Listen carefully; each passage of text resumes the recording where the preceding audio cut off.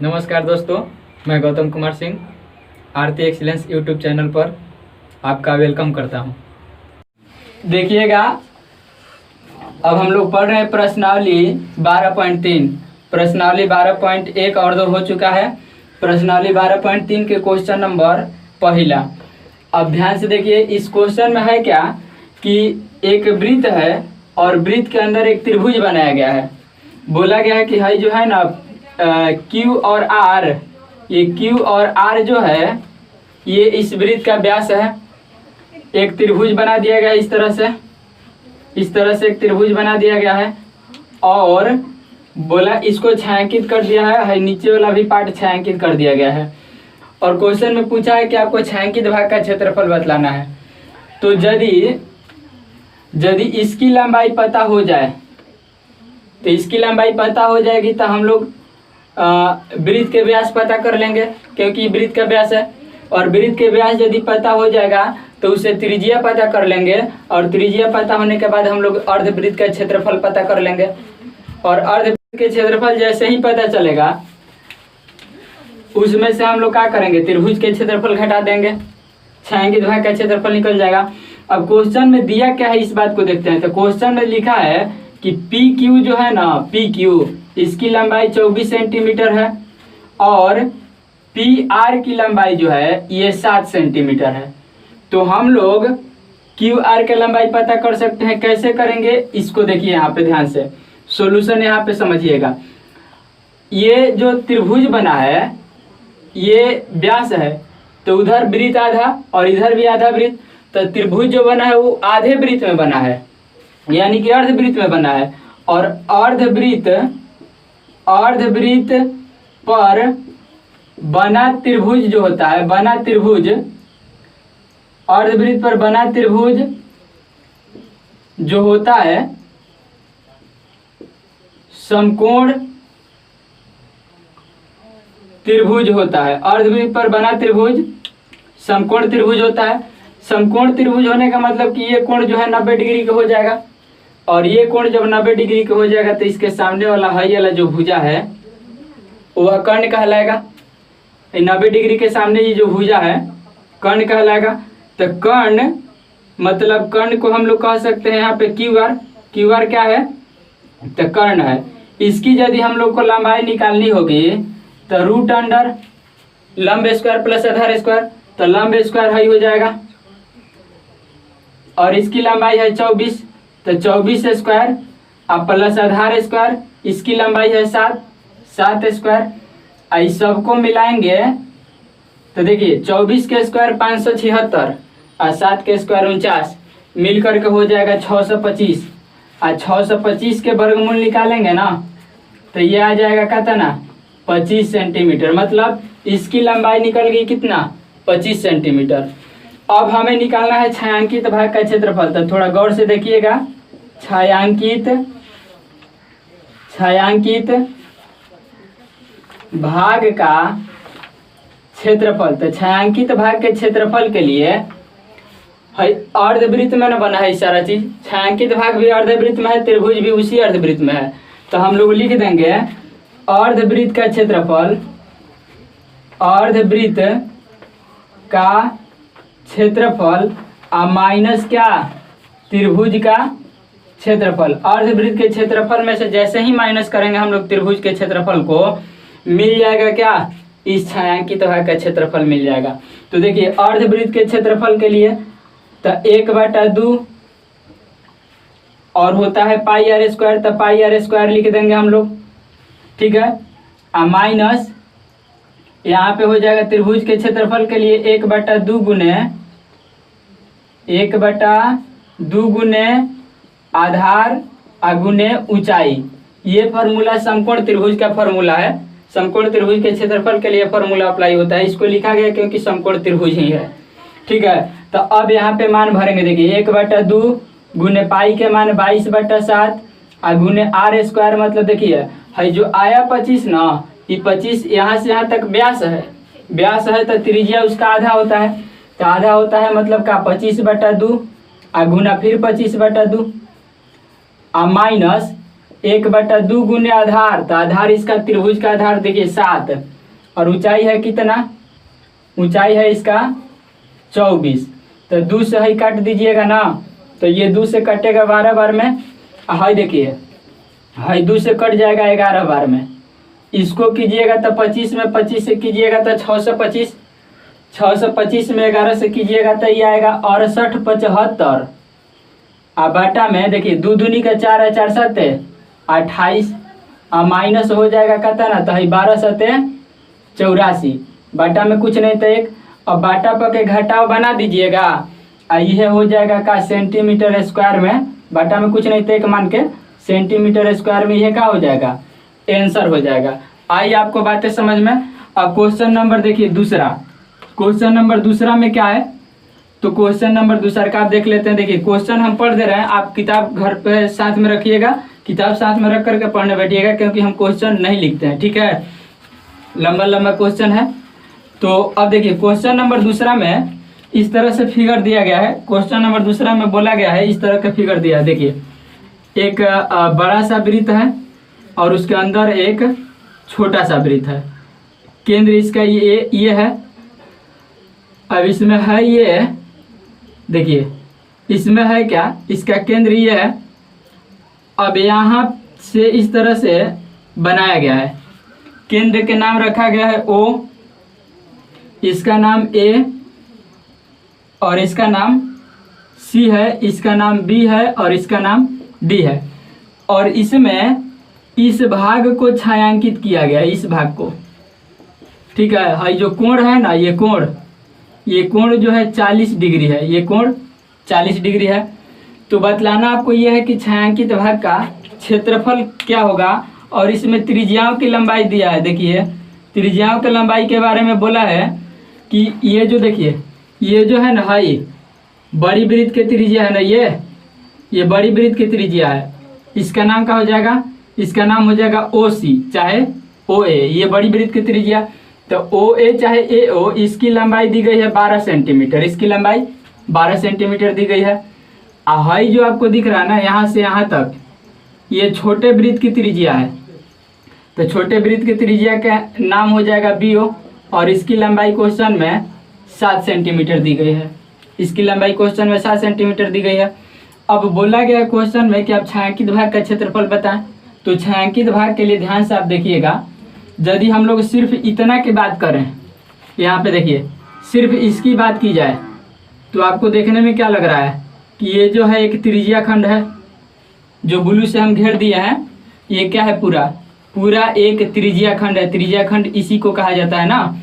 और देखिए ये क्या है, ये जो यहाँ पे घेरा गया ये क्या है, तो ये भी एक त्रिज्या खंड है। अंतर इतना है कि ये छोटा वाला त्रिज्या खंड है और पूरा मिला के बड़ा वाला त्रिज्या खंड है।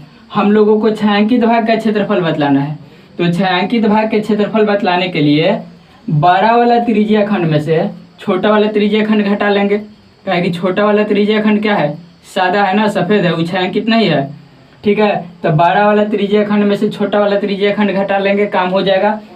तो देखिए यहाँ पे छायांकित भाग का क्षेत्रफल, छायांकित भाग के क्षेत्रफल के लिए बड़े त्रिज्या खंड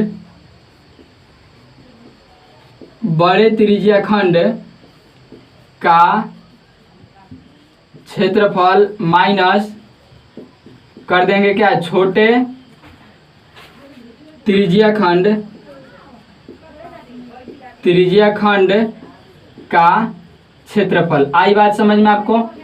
बड़ा वाला त्रिज्या खंड के क्षेत्रफल में से छोटा वाला त्रिज्या खंड के क्षेत्रफल को घटा देंगे तो मिल जाएगा क्या, छायांकित भाग का क्षेत्रफल। तो देखिए बड़े त्रिज्या खंड के क्षेत्रफल के लिए त्रिज्या खंड के क्षेत्रफल होता है θ/360, क्षेत्रफल बोले तो πr², बड़का r², ठीक है, बड़का का है तो बड़का r² लिखे हैं, और माइनस θ/360 आप πr², छोटका r², क्योंकि अब की बार छोटका त्रिज्या खंड के ले रहे हैं। तो देखिए इसमें दोनों में θ/360 कॉमन है तो कर लेंगे, ठीक है, पाई कॉमन है तो कर लेंगे, हाई जो है ना बड़का आर स्क्वायर माइनस छोटका आर स्क्वायर यहाँ पे कर देंगे, यहाँ पे इस तरीका से कर देंगे। अब मान भर देंगे। देखिए थीटा का मान, थीटा माने कोण होता है, तो इसका मान 40 दिया है, बाटा में 360 हो जाएगा, है ना। अब यहाँ पे देखिए पाई के मान 22/7, यहाँ पे बड़का आर स्क्वायर, तो बड़का आर स्क्वायर कितना है 12, तो यहाँ पे 12 के स्क्वायर और माइनस किसका 7 के स्क्वायर, ठीक है। तो यहाँ पे अब मिल जाएगा आपको, देखिए 40 से कटाइएगा ना तो ये 9 बार में कट जाएगा।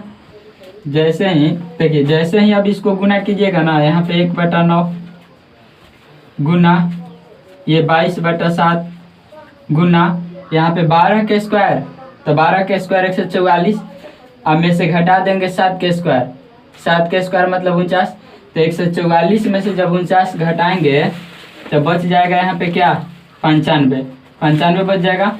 अब इसको गुना कर देना है, ऊपर वाला के गुना ऊपर और नीचे वाला के गुना नीचे। तो ऊपर वाला गुना करेंगे तो अपन कर लीजिएगा, आप नीचे वाला गुना कीजिएगा तो आएगा 63, ऊपर वाला गुना करके यहाँ पे लिख दीजिएगा।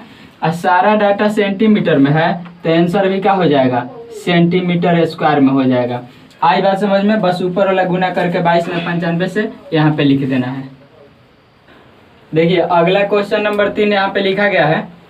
क्वेश्चन पहले हम पढ़ देते हैं, उसके बाद बनाएंगे, समझिएगा। देखिए क्वेश्चन में लिखा है कि ये जो चित्र है इसमें एक वर्ग है, ABCD एक वर्ग है, और इस वर्ग की भुजा की जो लंबाई है 14 सेंटीमीटर है।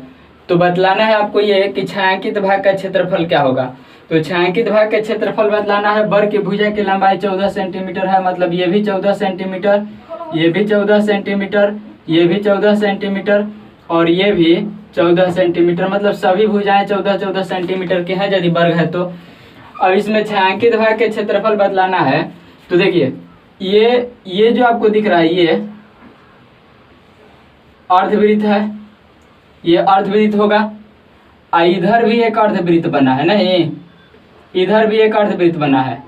अब देखिए इसके लिए अर्धवृत्त है तो इसके लिए है व्यास हो जाएगा, ये व्यास होगा तो यहाँ से ऊपर त्रिज्या हो जाएगा। तो व्यास यदि 14 सेंटीमीटर है तो त्रिज्या 7 सेंटीमीटर हो जाएगी। इधर भी जो बना इसका भी ये व्यास है, तो व्यास है तो ये 14 सेंटीमीटर, तो इसकी भी त्रिज्या का था ना 7 सेंटीमीटर की हो जाएगी, 7 सेंटीमीटर की हो जाएगी। तो त्रिज्या जो है 7 सेंटीमीटर की हो गई, ठीक है। इस वृत्त की भी त्रिज्या 7 सेंटीमीटर की और इस अर्धवृत्त की भी त्रिज्या 7 सेंटीमीटर की। मतलब हम लोग कह सकते हैं कि दोनों अर्धवृत्त एक जैसा है। तो जब दो गो अर्धवृत्त एक जैसा है, आई दोनों के मिलाएंगे तो क्या बन जाएगा वृत्त बन जाएगा। देखिए जैसा ही फोटो है इधर से है, तो हम लोग यदि इसको इधर से बना दे, इधर से बना दे इस तरह से, इसको भी इधर घुमा दें तो क्या बन जाएगा एक वृत्त बन जाएगा। और इसका व्यास ये 14 सेंटीमीटर तक, त्रिज्या 7 सेंटीमीटर रहेगा। इसका मतलब ये है कि दो गो अर्धवृत्त मिल करके एगो पूर्ण वृत्त एगो पूरा वृत्त बन जाएगा। तो देखिए वर्ग में से हई अर्धवृत्त सादा है, आयो अर्धवृत्त सादा है, तो वर्ग के क्षेत्रफल में से दोनों अर्धवृत्त के क्षेत्रफल घटा दिया जाएगा तो छायांकित भाग के क्षेत्रफल बच जाएगा। तो इसके लिए हम लोग करेंगे क्या, यहाँ पे देखिए लिख देंगे अर्धवृत्त का व्यास जो है इसको लिख देंगे हम लोग 14 सेंटीमीटर, डाटा सेंटीमीटर में है 14 सेंटीमीटर। तो जब व्यास 14 सेंटीमीटर तो त्रिज्या हो जाएगा कितना, त्रिज्या हो जाएगा 7 सेंटीमीटर, त्रिज्या व्यास का आधा होता है। अब हमें चाहिए छायांकित भाग का क्षेत्रफल। तो देखिए यहाँ पे डायरेक्ट लिख देते हैं छायांकित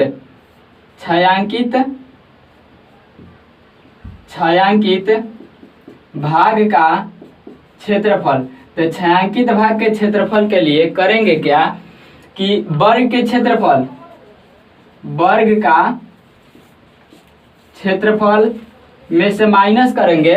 तो माइनस क्या करेंगे अर्धवृत्त के क्षेत्रफल, लेकिन क गो अर्धवृत्त के, 2 गो अर्धवृत्त के क्षेत्रफल। तो माइनस में लिख देंगे 2 गुना अर्धवृत्त का क्षेत्रफल, 2 गुना अर्धवृत्त का क्षेत्रफल यहाँ पे लिख देंगे। अब देखिए वर्ग के क्षेत्रफल के जो फॉर्मूला होता है वह होता है भुजा स्क्वायर। भुजा स्क्वायर बोले मतलब भुजा वर्ग है 14, तो यहाँ पे 14 के स्क्वायर हो जाएगा। माइनस दो गुना अर्धवृत्त, तो दो गुना अर्धवृत्त के क्षेत्रफल होता है, वृत्त के होता है पाई आर स्क्वायर, तो अर्धवृत्त के पाई आर स्क्वायर बटा 2। वृत्त के होता है पाई आर स्क्वायर, तो अर्धवृत्त के 2 से भाग दे देंगे, है 2 का 2 का हो जाएगा कैंसिल। अब देखिए 14 के स्क्वायर हो जाएगा 196 माइनस पाई के मान 22/7, पाई के मान 22/7 गुने आर स्क्वायर, तो आर के मान तक कितना हो जाएगा 7, यानी कि आर के मान हो जाएगा स्क्वायर है तो 7 गुने 7, तो है 7 से 7 कैंसिल, तो यहाँ पे 196 में से है घट जाएगा 154, 22 में 7 से गुना करेंगे तो 154, तो देखिए 16 6 में से 4 घटेगा 2 बच जाएगा, हाई बच गया, 9 में से 5 घटेगा 4 बच जाएगा, 1 में से घटेगा तो 0 हो जाएगा। तो यहाँ पे ये हो गया सेंटीमीटर स्क्वायर में आंसर। तो इस तरीका से हम लोग बनाएंगे, कुछ करना नहीं, जैसे फोटो में दिख रहा है, फोटो में जो सादा दिख रहा है उसको घटा देना है। तो पूरा फिगर वर्ग है, वर्ग में आपको दिख रहा है फोटो में कि वर्ग में 2 गो अर्धवृत्त सादा है, तो वर्ग के क्षेत्रफल में से 2 गो अर्धवृत्त के क्षेत्रफल को माइनस कर देंगे, आंसर हो जाएगा। अगला क्वेश्चन यहाँ पे देखिए, फिगर हम बना दिए हैं, है ना। अब क्वेश्चन पढ़ रहे हैं, आप सुनिए, समझिए क्वेश्चन में क्या लिखा है। तो क्वेश्चन में लिखा गया है कि ये आकृति में छायांकित भाग का क्षेत्रफल आपको बदलाना है, छायांकित भाग का, तो टोटल भाग है छायांकित, है ना, छायांकित भाग का क्षेत्रफल बदलाना है। तो टोटल भाग जो है क्या है, छायांकित ही दिख रहा है, तो टोटल के क्षेत्रफल आपको बदलाना है। क्वेश्चन में लिखा गया है कि 12 सेंटीमीटर भुजा वाले एक समबाहु त्रिभुज, ये जो आपको त्रिभुज दिख रहा है ओ ए बी, ये जो त्रिभुज आपको दिख रहा है ओ ए बी, यह त्रिभुज समबाहु त्रिभुज है। समबाहु त्रिभुज बोले मतलब कि इसकी तीनों भुजाएं का है, बराबर है। समबाहु त्रिभुज मतलब तीनों भुजाएं का है, बराबर है। और इसकी भुजा की लंबाई जो है दिया गया है 12 सेंटीमीटर, भुजा की लंबाई दी गई है 12 सेंटीमीटर। और क्वेश्चन में एक बात और लिखा है कि जो वृत्त है, इस वृत्त की त्रिज्या है 6 सेंटीमीटर। तो वृत्त की त्रिज्या माने हैजा से हैजा तक, वृत्त की त्रिज्या मतलब यहाँ से यहाँ तक, और यह है कितना 6 सेंटीमीटर, ऐसा क्वेश्चन में बोला गया है। तो बोला गया है कि आप टोटल क्षेत्रफल बदलाएं, मतलब जितने भाग छायांकित किया गया है उस सबका क्षेत्रफल बदलाना है। तो देखिए इसमें करेंगे हम लोग ये कि है समबाहु त्रिभुज है, तो समबाहु त्रिभुज है, है जो आपको दिख रहा है ना, ये इसको ध्यान से देखिएगा, ये जो आपको दिख रहा है ये जो है एक त्रिज्या खंड है। देखिए इसको जरा हम लोग मिलाएंगे इसे, तो है हो एगो त्रिज्या खंड है वाला भी एगो क्या है त्रिज्या खंड है, लेकिन ये जो त्रिज्या खंड आपको दिख रहा है ये लघु त्रिज्या खंड है, हाई वाला जो त्रिज्या खंड दिख रहा है वो दीर्घ त्रिज्या खंड है। आपको बतलाया गया था त्रिज्या खंड के बारे में कि त्रिज्या खंड 2 तरह के होते हैं, एगो लघु त्रिज्या खंड और दूसरा का होता है दीर्घ त्रिज्या खंड। तो हाई लघु त्रिज्या खंड है जो कि त्रिभुज के अंतर्गत आया, हाई दीर्घ त्रिज्या खंड है, हाई बाहर वाला भाग। तो दीर्घ त्रिज्या खंड के क्षेत्रफल निकाल के त्रिभुज के क्षेत्रफल निकाल के जोड़ देंगे हम लोग। देखिए हाई जो है ना, हाई ये जो भाग आपको दिख रहा है ये दीर्घ त्रिज्या खंड है, तो दीर्घ त्रिज्या खंड के क्षेत्रफल में इस त्रिभुज के क्षेत्रफल को जोड़ देंगे तो हो जाएगा पूरे छायांकित भाग का क्षेत्रफल। तो इसके लिए हम लोग क्या करेंगे, तो समझिए, देखिए दीर्घ त्रिज्या खंड के क्षेत्रफल निकालना है, तो यहाँ पे डायरेक्ट हम लिखते। एक बात और कि चूंकि त्रिभुज जो है ना, चूंकि त्रिभुज ABC एक समबाहु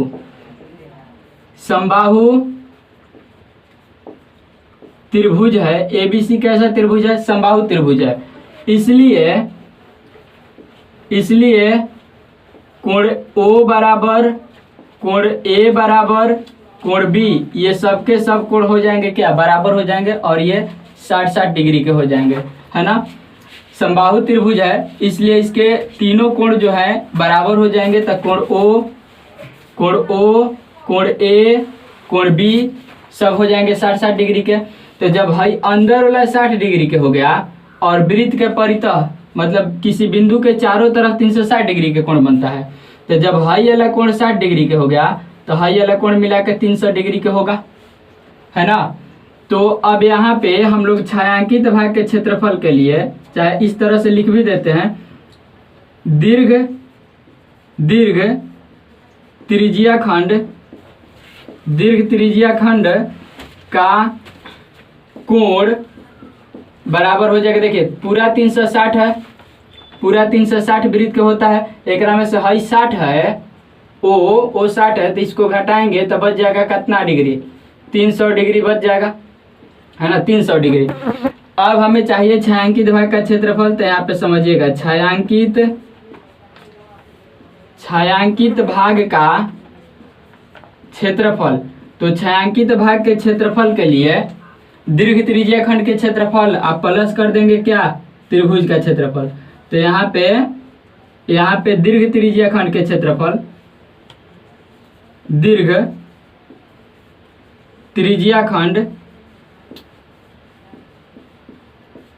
का क्षेत्रफल और प्लस त्रिभुज का क्षेत्रफल, बस आंसर हो जाएगा।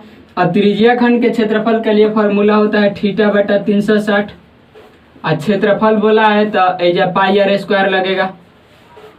और प्लस त्रिभुज के क्षेत्रफल, तो त्रिभुज समबाहु त्रिभुज है तो समबाहु त्रिभुज के क्षेत्रफल होता है √3/4 गुना भुजा स्क्वायर गुना भुजा स्क्वायर।